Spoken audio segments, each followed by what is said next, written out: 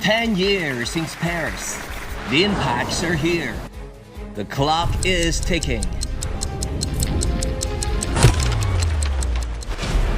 Major economies are steering towards a green and digital transformation. The question is no longer why we must do this, but how we can best do it together. I'm Wang Guan in Beijing. And I'm Jeremy Wilks at Euronews in Brussels. Both China and Europe agree that we're aiming for a sustainable future. We can also expect plenty of competition on the road to a greener planet too. Joined by experts on the front lines, CGTN and Euronews bring you a global brainstorm on how the race to deploy clean technology will unfold.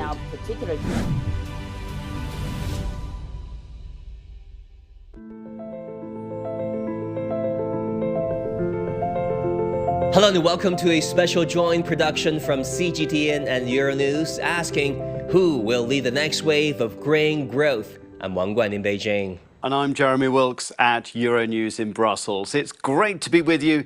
In this programme, we're debating how the race to deploy clean technology will unfold. Both China and Europe agree that we're aiming for a sustainable future. We need to complete the energy transition. And we have to build resilience in the face of climate change. To meet those goals, we need the right mix of technologies, legislation and cooperation. And in today's world, we can also expect plenty of competition on the road to a greener planet too. Now, to debate the question of who will lead the next wave of green growth, I'd like to welcome our four panelists. We have Professor Changhua, President of Global Climate Academy and Chair of the Governing Council of Asia-Pacific Water Forum.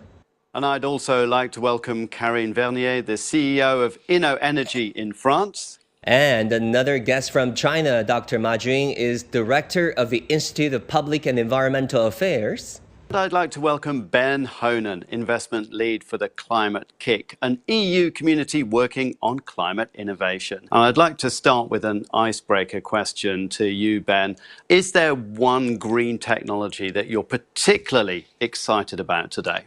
It's an evolving market and brings to life some of the advantages that we can get out of renewable energy. And so we're quite excited about how that will evolve over the coming years. Professor Wu, the same question. What green technology excites you the most? Well, at this very moment, I'm looking into the AI-enabled industrial decarbonization, which is a fascinating developing at this moment, particularly for China context. On one side, we do need to decarbonize the industrial emissions as much as possible. But in the meantime, now we have really fast growing AI capability. So combining the two together is very exciting to see what's going to be unfolding.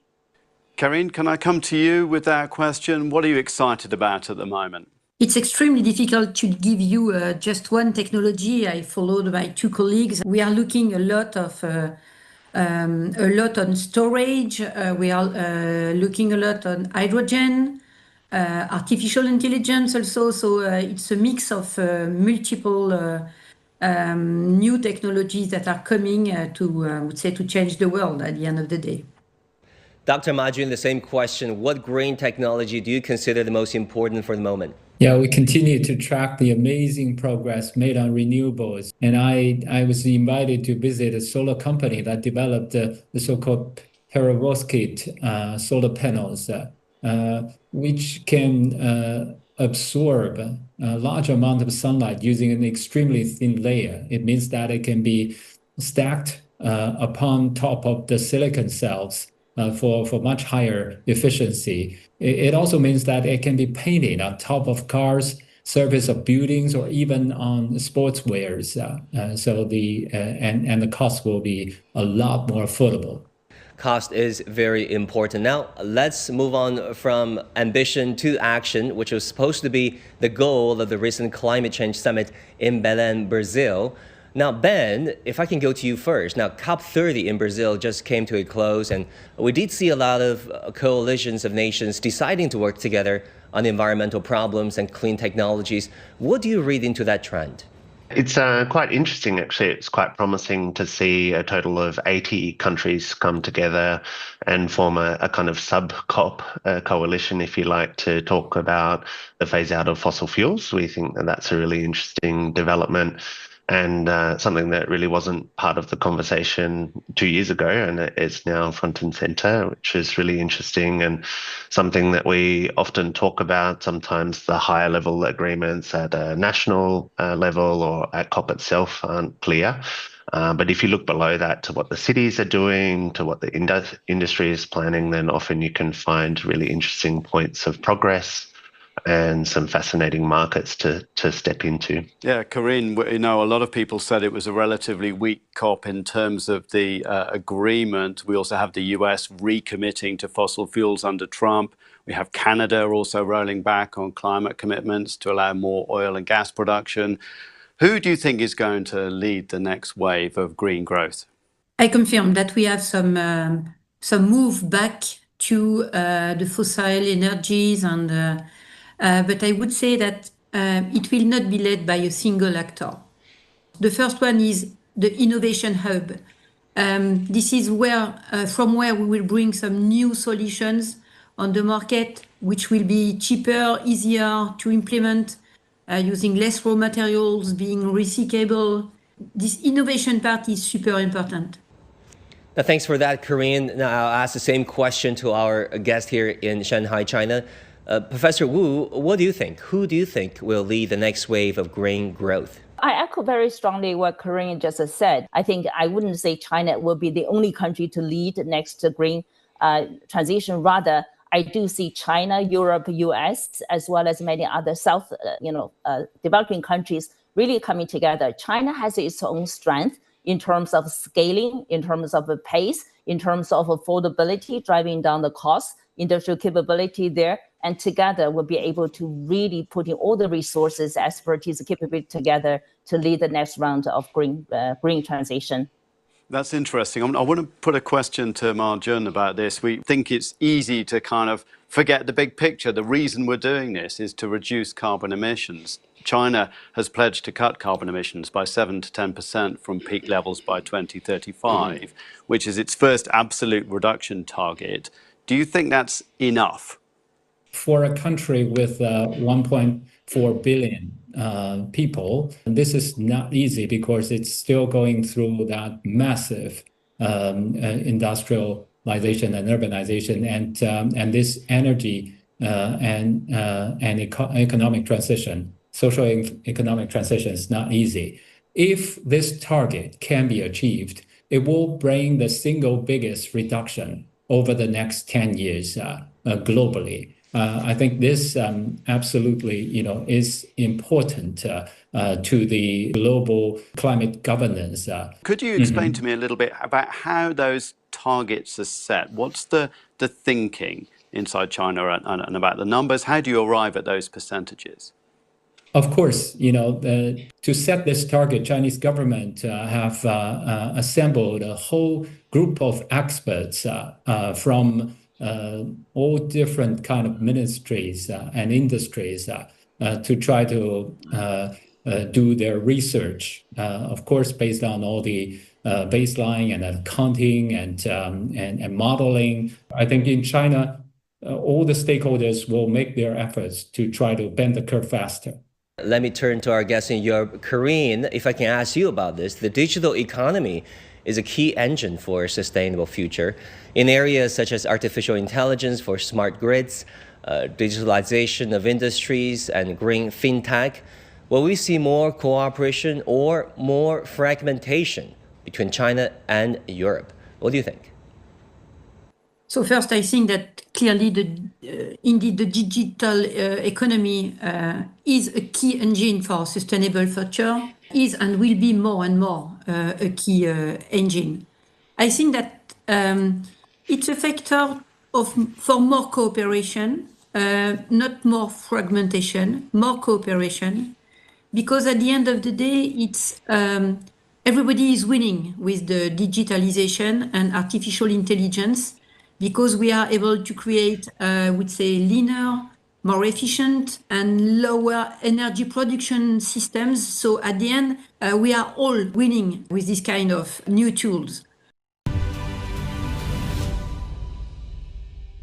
question for Professor Wu. We know there is a kind of tension in innovation between developing homegrown intellectual property and then collaborating across borders to grow new technology. What would you say are the biggest barriers to collaboration between countries on green tech? Is it, as we were just saying, a lot of it kind of to do with what's in the minds of people rather than the reality on the ground? What's your take? Unfortunately, we do face a lot of barriers when green technologies actually are concerned today.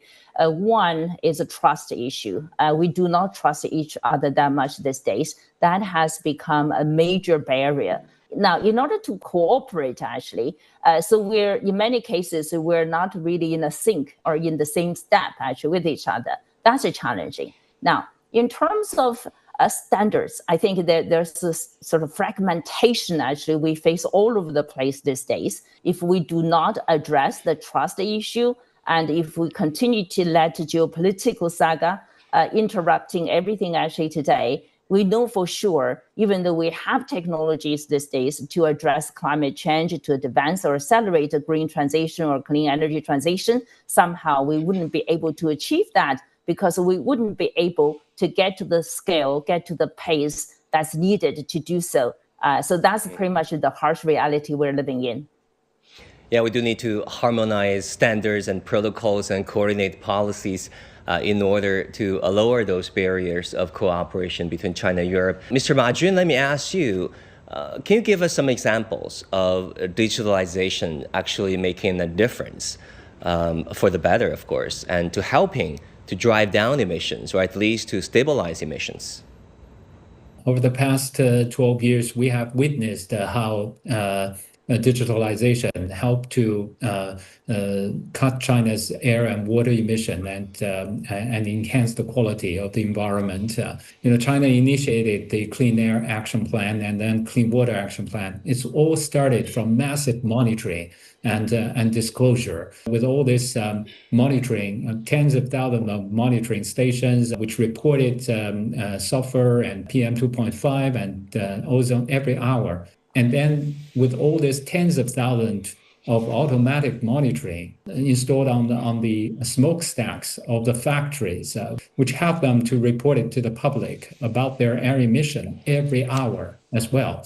This allows a digital solution to be developed to track the performance of regions, industries, and factories, and also create a real accountability based on the multi-stakeholder governance, through public oversight and government enforcement, and also market-based solutions like green supply chain and green finance. The efficiency is much, much higher.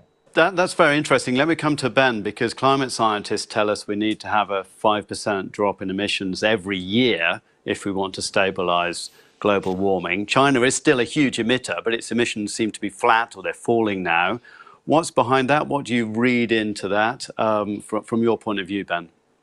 Yeah, I think, first of all, a massive congratulations to China. That's been a heavy lift, and the first step is always the hardest. So I read a quite promising signal into that, and I think it's a very interesting market signal towards Europe that China is well planned and well committed to its decarbonisation journey, and in there is a lot of market opportunity. There's we always say, where there's emissions, there's opportunities, and I think that that's a big signal for big business in Europe and for European politicians that the game is afoot. Decarbonisation is the future. It's time to get moving faster, and in some ways it's a race, but it's a positive race because it's one where everybody wins. We get clean air, cheap electricity, better quality food. It sounds like quite a nice kind of future scenario to me. So I'm quite pleased with that achievement. I think it's excellent, and really looking forward to how that can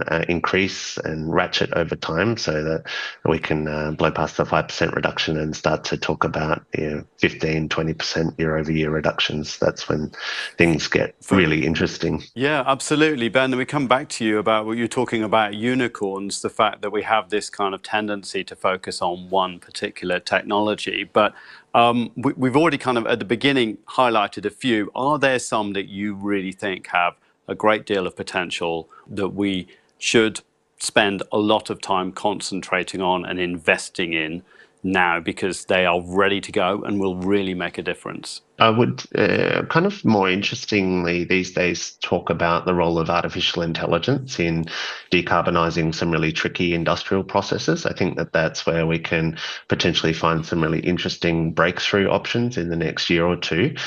We have a really interesting change in the way that we can solve problems and the way that we can set about experimenting as well in digital twin models. So I'm quite interested and would like more people to be looking at AI, not so much in the chatbot sense, but very much in the sense of how can we use AI for experimentation in industrial processes like nitrogen fixing or energy production. How do we use it for biomedical processes? And how can we use it to optimize our food and fiber systems? There's a lot of really complicated real world challenges that are wrapped up in decarbonisation that I think applied AI is really very interesting for finding some breakthrough solutions. So that's what I would like the conversation to shift towards, a little bit less about solar panels and unicorns and a little bit more how do we get into these deep tech industrial processes. Now, Professor Wu, I'm curious to know if you think there are emerging European technologies that you believe China should embrace and adopt more often and more widely. I've been looking into some key areas, dimensions there. The firstly, actually, is really about industrial efficiency, deeper industrial efficiency. Europe definitely has been leading that. If you look at the energy perspective, integrated, smart grid integration and flexibility systems in Europe, actually, they are very good at a distributed model. The third dimension is really about circularity and the material science there. So then if you look at hydrogen, Europe definitely has been leading breakthroughs in terms of green hydrogen. So those are probably around the climate mitigation, energy transition perspective. Now coming on board actually is also the other side about adaptation, resilience there. Now, particularly China has submitted its first adaptation action plan to its NDCs to COP30. And so now we have a plan we need to deploy to make sure we have technology solutions there. In that area, I do think China, EU share a lot. So China can learn more from Europe from that perspective. Thank you for that. That's very interesting. I mean, what's going through my mind, though, as I listen to you, is that we're going to need a lot of power. We're going to need a lot of energy. Karine, can I come to you? Where's the energy going to come from? I would say let's do the link with the geopolitical topics. If you look at the geopolitical topics, at the end of the day, it's about raw materials. And so my view is that we have to create some new way of producing energy that not consume too much raw materials, recycling, for example, or that consume raw materials that are well spread all over the world. And that will avoid a lot of problems. So there is no one magic solution for everybody everywhere. Once again, I think that it's about a mix with a strong focus on the end of the chain, which is to how we recycle the products. But today, my view is that if we bet on way of producing that are not using to concentrated raw materials, we will have the key for the future. Thanks so much for sharing, Karine. Now, Mr. Ma, let me ask you about fossil fuels, because it has been around with us and they probably will be in the foreseeable future.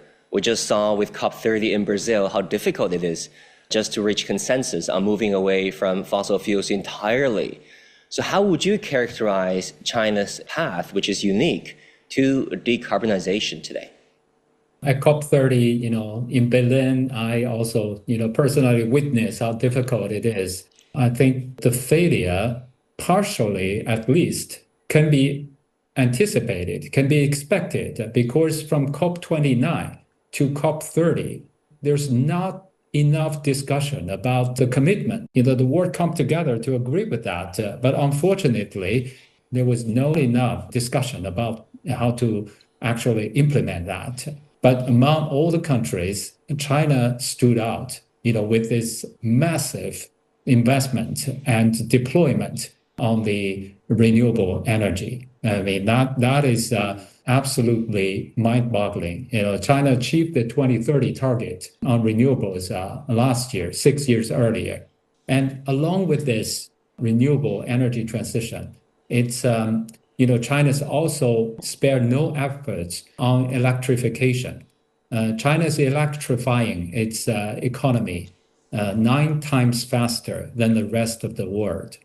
So this combination of energy transition plus electrification, set a clear path, not just toward carbon picking, but carbon neutrality. Can I ask you about, I mean, we've talked a lot about how China's achieved things, but how do you see the way that we're governing shared challenges, the way that we're managing things here in Europe? What's the kind of perspective from China on the European governance of how we're trying to roll out these green technologies in the way that you're talking about? What's the view from Beijing? I absolutely agree with all the rest of the distinguished guests. Repeated this term of collaboration and working together.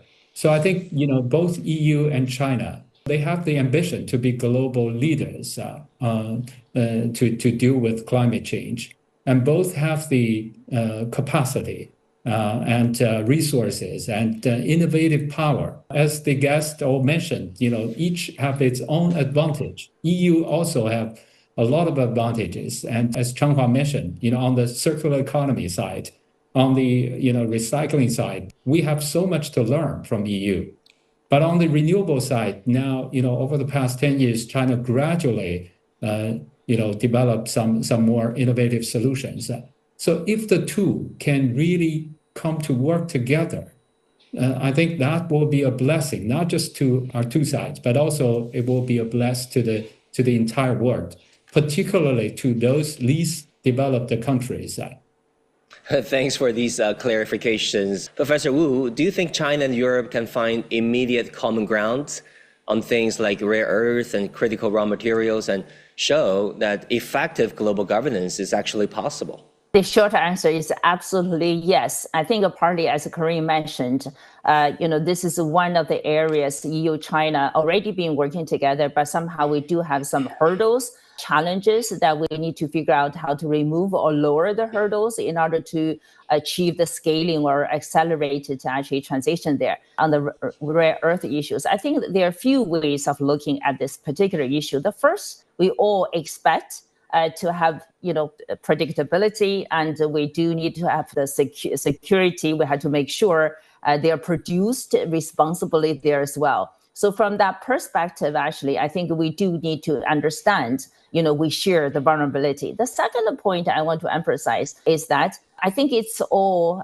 understood really, really well. Cooperation is much cheaper, actually, than confrontation, particularly from the rare earth perspective. If we actually go alone, let me put it that way, if we go alone, actually, we all know the cost to rise. The barriers started to rise, and basically the transition will be slow, much, much slower. And also geopolitical part actually will be much deeper. And that's not the scenario we want to, all get into. The third point I do want to emphasize, I think rare earth probably offers one of the best opportunity or test bed to see how the two largest economies in the world can really work together, joining up forces to continue to lead global clean energy transition to fight climate change. The two sides already taking steps. And that's where I think this global governance comes in. And so we already have the foundation. Somehow we need to further opening up to each other and trying to figure out actually how to invest in global governance to make sure really accelerating global clean energy transition. Thanks very much for that. And we're going to wrap things up soon, but I just wanted to come with a final question to everybody. Maybe I can come to Karine first. We talked a lot about who will lead and where. What's one change that you'd make now to accelerate the deployment of green technologies? To accelerate the deployment, it's to create the fair conditions of market. If we cooperate, there is room for everybody. And that's the point. In all the discussion we had on the artificial intelligence, raw materials, recycling. Everything is linked to a proper cooperation and a well-balanced cooperation. So my point is, let's not focus on what is not going well. Let's focus on what is going well. We are totally able to cooperate. We are industrial. We are not doing politics. And so that's probably the key to succeed on the ground. Let's work all together and we will change the world. Together we will change the world. On that note, let me ask you, Mr. Ma, what is one change you would like to see happening to accelerate the green transition? I think we need to focus on those solutions that give values. That's the other side of the coin. We should not just try to, only set all this target with all this, troubling global climate governance. Only setting those ambitious targets is not enough. We need to tap into the technologies, AI and renewable, and all this, and try to create real good solutions. Professor Wu, can we come to you with the same question about a change you'd make now to accelerate the deployment of green technologies? Sure, thanks, Jeremy. I like both Karine and Ma Jun's point, but in the meantime, I would like to go further to the root cause. The one thing I would like to see change is literally to fix the trust infrastructure. Fundamentally, if we do not manage to address that, all the aspirations we have on the table, or the targets, the commitments, wouldn't be able to be delivered very successfully. So I will go for fix the trust infrastructure. Now, Ben, you had the final word. Yeah, I agree. It's very important that we work on the governance and trust relationship all around the world. And I think that's very interesting change that's possible in the very near future as data infrastructure comes online and the advent of artificial intelligence makes collaboration easier. So I would certainly echo that if I could change one thing, it would be the way that we choose to trust one another and the way that we choose to collaborate with each other. I think that could be a really significant shift in accelerating the clean transition, but more importantly, creating a nice future for us all to live in and enjoy. Now, on that note, I want to thank everyone for an insightful discussion on the practical pathways for China-EU cooperation on green growth. There's clearly a lot of potential ahead to create a more sustainable future for our planet, a more synergy between China and Europe. My thanks to our media partner Euronews, to Jeremy, and to our guests. Thank you, Guan. I think we've highlighted many shared interests, you're totally right, and shared challenges ahead. Thanks also to CGTN and to our guests. We'll see you soon. Thank you, and see you soon.